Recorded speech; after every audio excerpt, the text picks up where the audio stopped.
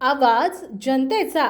रिसोड शहरामध्ये नगरपालिकेनं प्लास्टिक कपांवर बंदी न कुठली ॲड करता हॉटेलवाल्यांनी शासनानं केलेला जी.आर त्याचा मान राखून प्लास्टिक आणि कप बंदी ऐकताच हॉटेलवाले प्रसाद मोरे यांनी स्वतः स्वखर्चानं स्टीलचे ग्लास आणून भाजी मंडई सर्व व्यापारी आणि त्यांचे ग्राहक यांना स्वतः 20 रुपयांचा ग्लास आणून प्रत्येक व्यक्तींना हॉटेलवाल्यांना प्रसाद मोरे यांनी वाटप केलंय। प्लास्टिक बंदी घातलेली असून सुद्धा गरीब घरातील हा लहानसा म्हणजेच 12वी नंतर नोकरी आणि कुठल्याही गोष्टी मिळत नसल्यामुळे हा शिकेल मुलगा स्वतः काबड कष्ट करून हॉटेलचा धंदा उभा केलेला आहे आणि त्याची परिस्थिती एकदम गरीब असून सुद्धा तो आता शासनाच्या नियमाप्रमाणे चालत असून अशा बेरोजगार युवकांना नवीन पिढीमध्ये वावरत असताना त्यांना शासनाचं खूप कौतुक करून त्यांना स्वखर्चानं 100 ग्लास बोलवून प्रत्येक दुकानदार आणि व्यापारी यांना वाटप करून या गोष्टीचा पुरेपूर आनंद घेतला आहे आणि अशा या बेरोजगार युवकांना दुसरा कुठला पर्याय नसून ते स्वतःच्या हॉटेलवर उदरनिर्वाह करतो आणि जर गरीब व्यक्ती शासनाला एवढी मदत करत असेल तर अशा व्यक्तीला